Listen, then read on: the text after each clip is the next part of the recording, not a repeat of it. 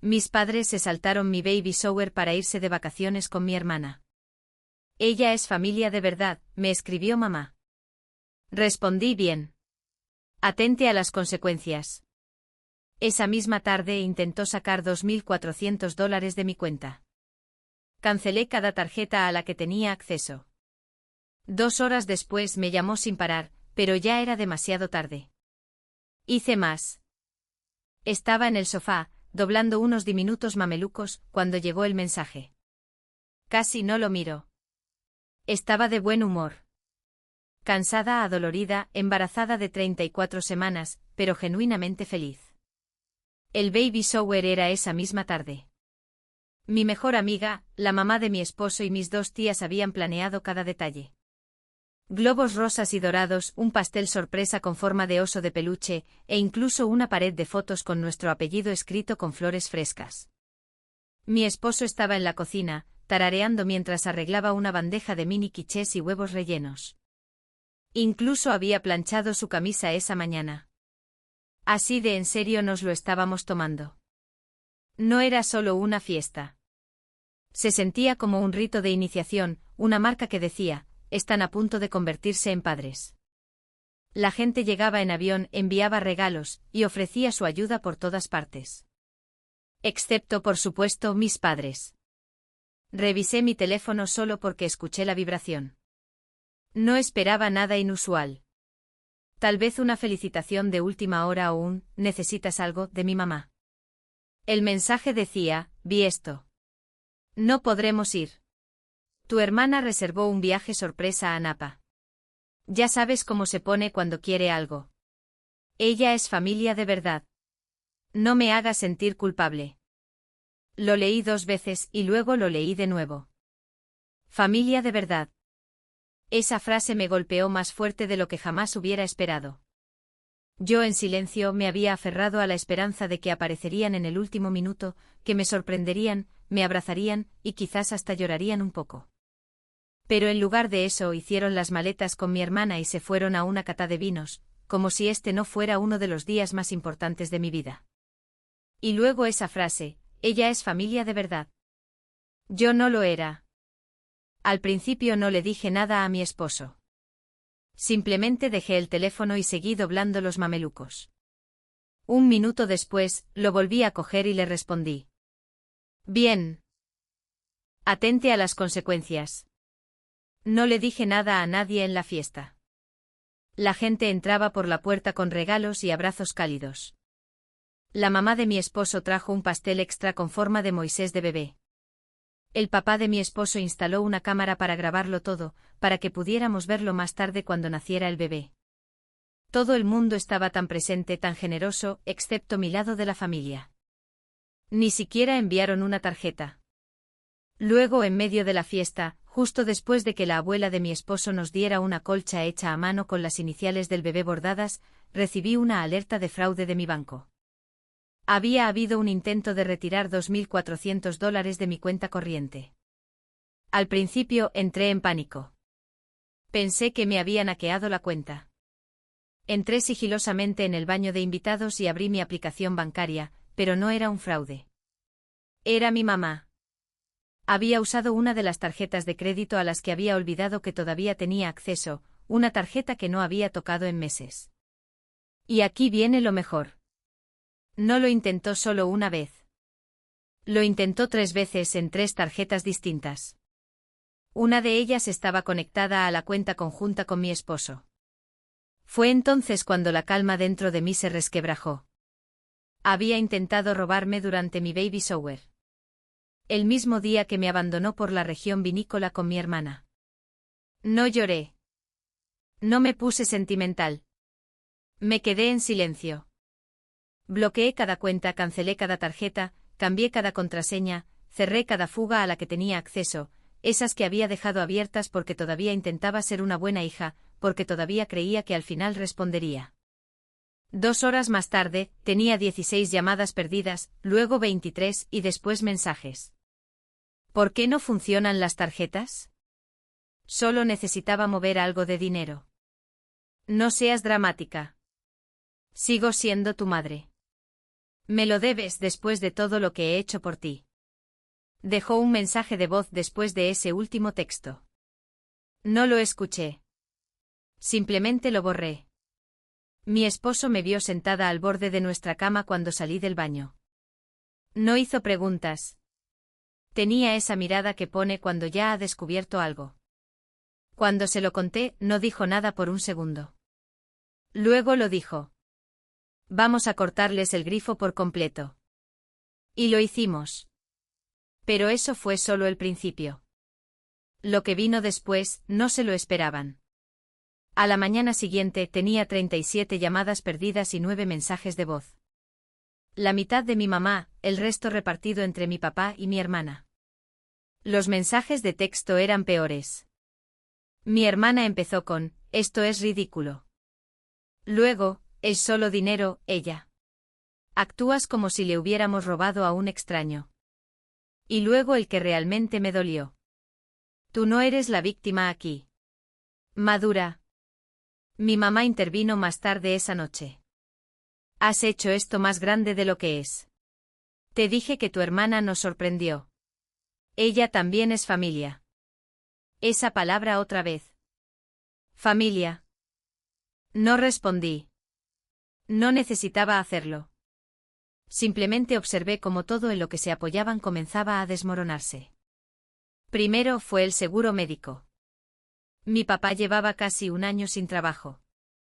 Y después de meses de escuchar a mi mamá llorar por sus crecientes facturas, los había incluido discretamente en nuestro plan de salud familiar a través de la empresa de mi esposo. Ella no sabía cómo funcionaba, solo que los copagos de repente eran más pequeños y los medicamentos más baratos. Eso se detuvo de inmediato. Estaban en un CVS cuando la tarjeta fue rechazada. El medicamento para la presión arterial de mi papá, las pastillas para la tiroides de mi mamá, denegados. Me dejó un mensaje de voz desde el estacionamiento. Dijo que estaba poniendo en riesgo su salud. Dijo que esto era infantil. Luego vino la factura del gas. Internet, la membresía de Amazon Prime que usaba como si fuera suya. La tarjeta de crédito que yo había mantenido para emergencias cancelada. Mi contador congeló los pagos automáticos que había estado enviando para su hipoteca cada 2 meses.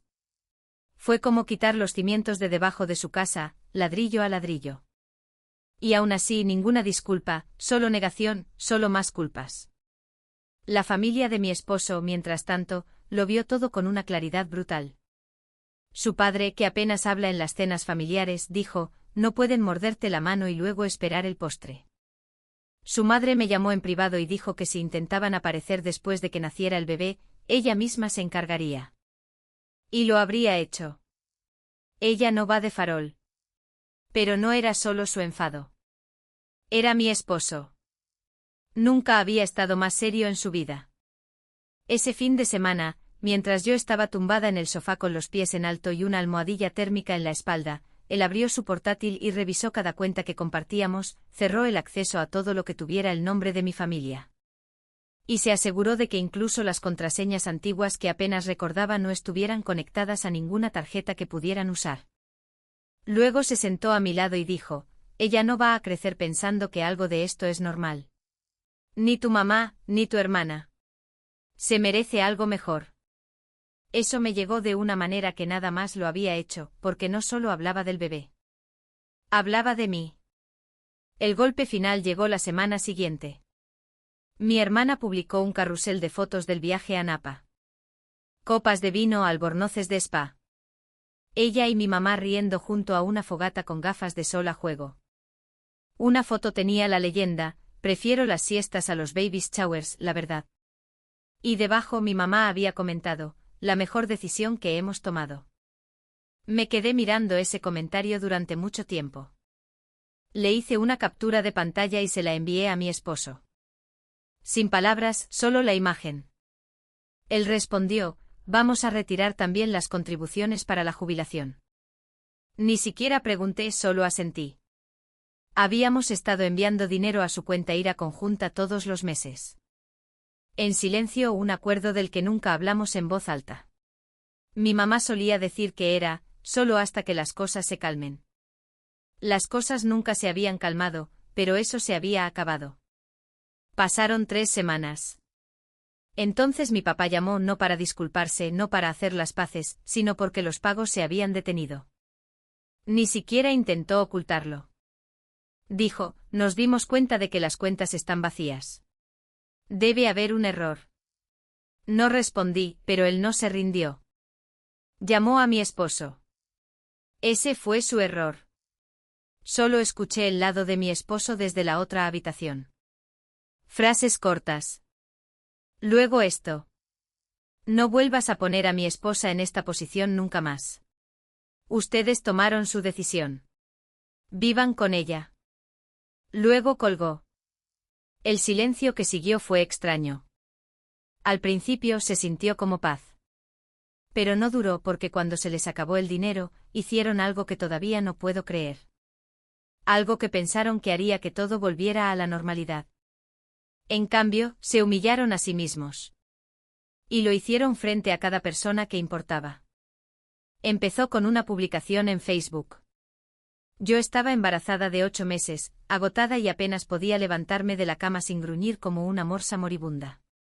Mi teléfono vibró y vi un mensaje de mi tía que solo decía, ¿qué es esto? Adjunto había una captura de pantalla de una publicación de mi mamá. Había escrito una súplica pública en una de esas páginas de la comunidad local que seguía, del tipo donde la gente vende muebles usados o comparte horarios de ventas de garaje. Pero su publicación no era sobre un gato perdido o sillas de jardín gratis. Se titulaba, Necesitamos apoyo. Nuestra familia está pasando por dificultades. Escribió que mi papá había perdido su trabajo, que se enfrentaban al colapso financiero, que alguien les había quitado inesperadamente el acceso a nuestras cuentas. Sin nombres, pero muy claro a quién se refería. Dijo que su hija menor, mi hermana, había sufrido recientemente una gran pérdida personal y que estaban agotados emocional y financieramente. Me describió solo como nuestra hija mayor, de la que estamos distanciados, que desafortunadamente ha cortado la comunicación. Y luego vino el remate, una línea grande y en negrita, cualquier ayuda es apreciada, Venmo@apoya nuestra familia. Me senté allí, mirándolo durante 5 minutos completos. No sabía si reír o gritar. Todo estaba redactado para que sonara como si les hubiera dado la espalda sin motivo, como si fuera una hija rica y malcriada castigando a sus pobres e indefensos padres por despecho. Nada sobre el baby shower. Nada sobre el robo de $2.400. Nada sobre los años pagando sus facturas en silencio mientras publicaban fotos de sus vacaciones y trataban a mi hermana como a la realeza. No respondí públicamente. No quería darles lo que querían, una reacción. Pero la noticia corrió rápido. Un primo me llamó 20 minutos después, completamente atónito. Dijo, ¿pasó algo? Pensé que tú y tu mamá eran unidas. Para esa noche, toda la familia de mi esposo lo había visto. Su padre estaba furioso. Su madre me llamó y dijo, lo siento, pero tu madre no solo es egoísta. Es peligrosa. Entonces mi esposo lo vio. Se acercó a la mesa del comedor, abrió su portátil y tecleó durante unos minutos. No supe lo que estaba haciendo hasta que vi la publicación más tarde. Escribió, si alguien usa una versión distorsionada de la verdad para hacerte sentir culpable, no es una petición de ayuda. Es extorsión emocional. No donen a personas que omiten capítulos enteros de su historia. No etiquetó a nadie. No fue necesario.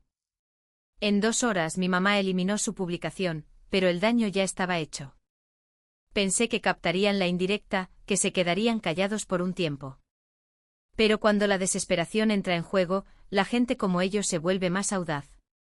Al día siguiente recibí un mensaje de un viejo amigo del instituto con el que no había hablado en años. Oye, acabo de ver el GoFundMe de tu mamá. ¿Está todo bien? Casi se me cae el teléfono. Sí. Había creado una campaña en GoFundMe en toda regla. La misma historia lacrimógena, abandonados por la familia, enfrentando el desalojo, apoyando a una hija que superaba un trauma. Tenía fotos de ellos con aspecto solemne en su sala de estar. Incluso añadió una de mi hermana secándose los ojos en lo que parecía un llanto fingido. Recaudaron $180 el primer día. 2 donaciones vinieron de personas que solían trabajar con mi papá. Esa noche la mamá de mi esposo organizó una cena tranquila en su casa. Solo una pequeña reunión para familiares y amigos cercanos antes de que llegara el bebé. Invitó a mis padres. Me sorprendió sinceramente, pero ella dijo, quiero que esto se aclare abiertamente.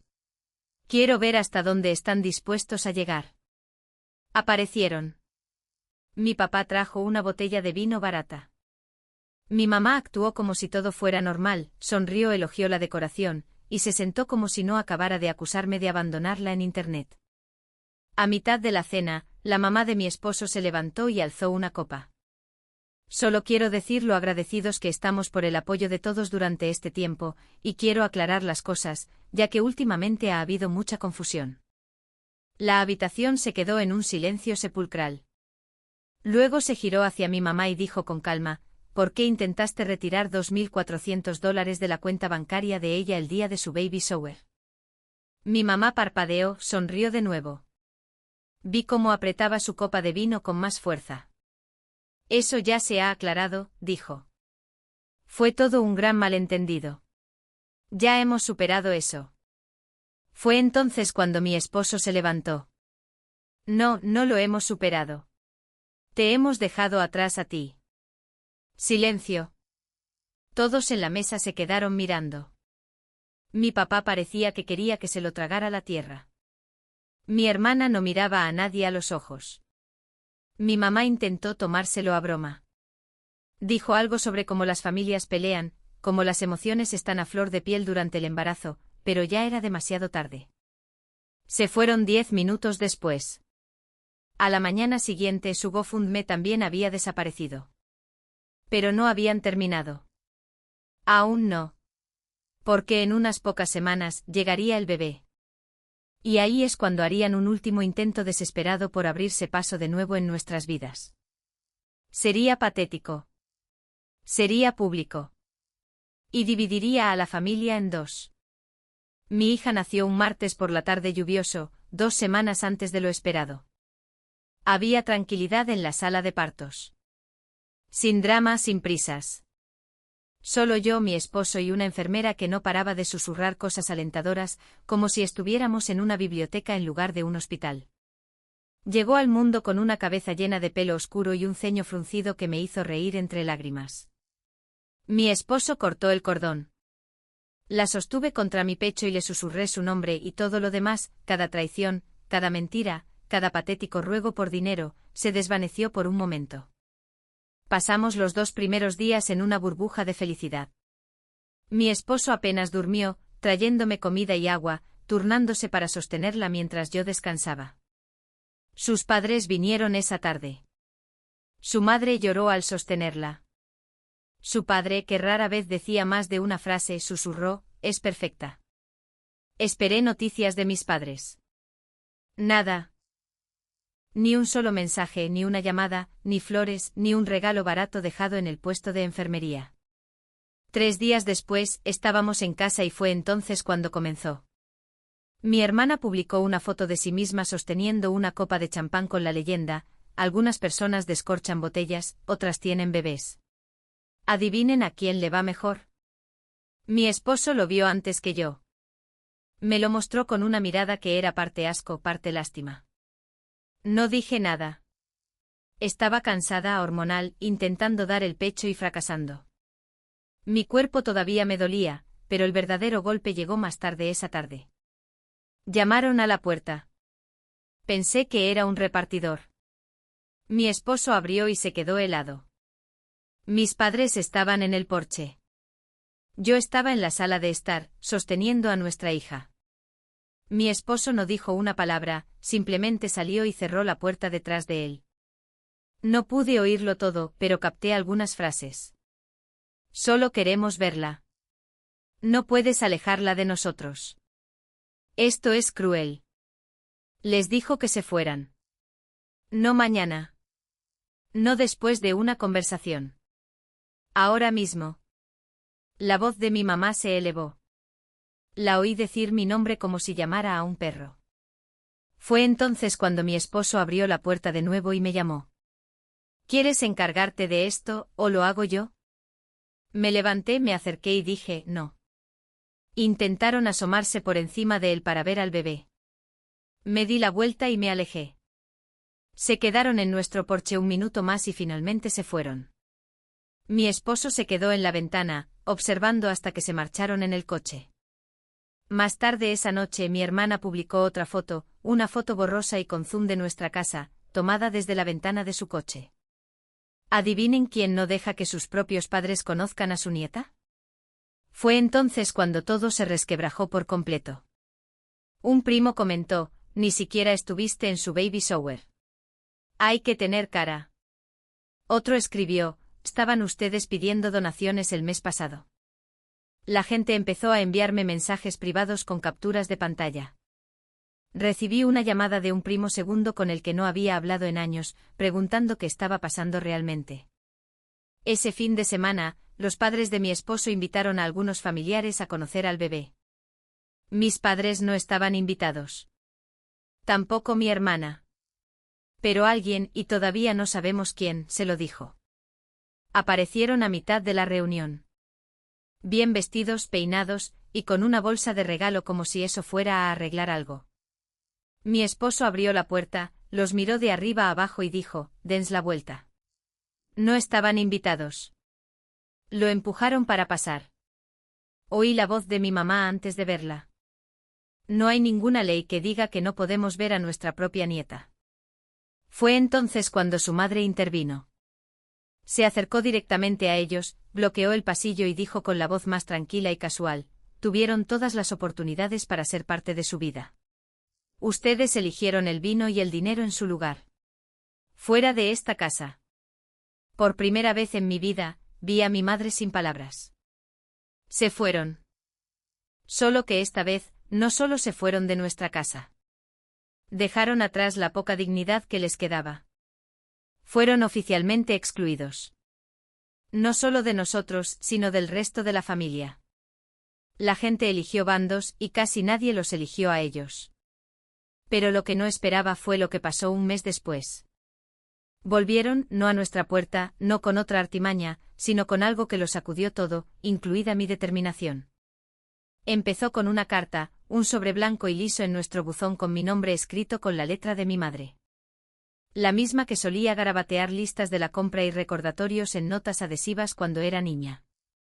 La reconocí al instante. Se me revolvió el estómago en cuanto la vi. Había pasado un mes desde la escena en nuestra casa. Desde que aparecieron sin ser invitados, empujaron a mi esposo y fueron expulsados por su madre delante de todos. Un mes de silencio total.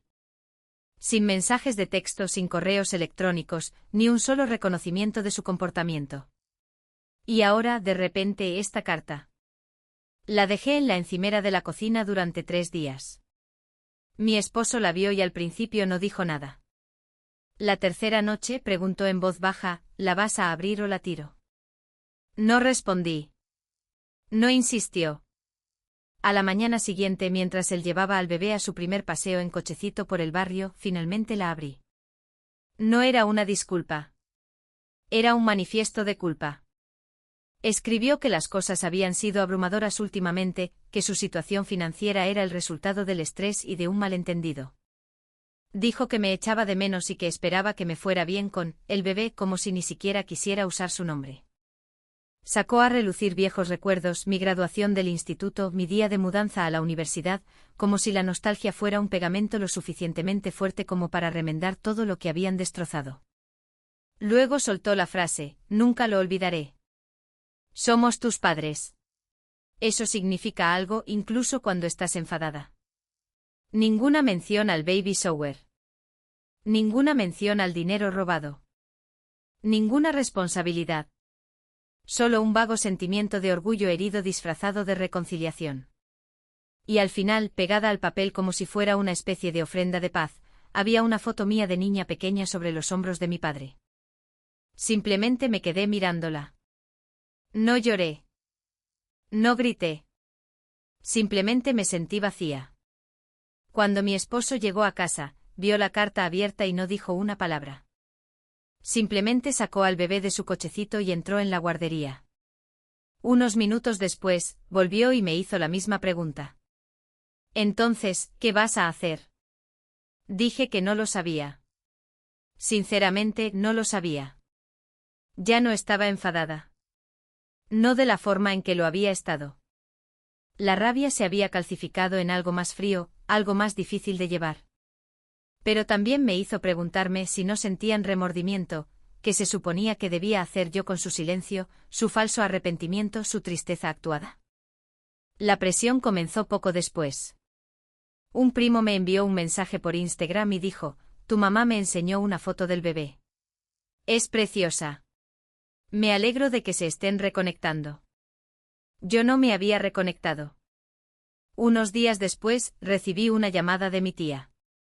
Estuvo 10 minutos dando rodeos y luego lo dijo sin más. Ya han sido castigados suficiente ella. Quizás es hora de dejarlo pasar. Mi esposo no sabía nada de esto al principio. Se lo oculté. Pero entonces cometí el único error que lo reabrió todo.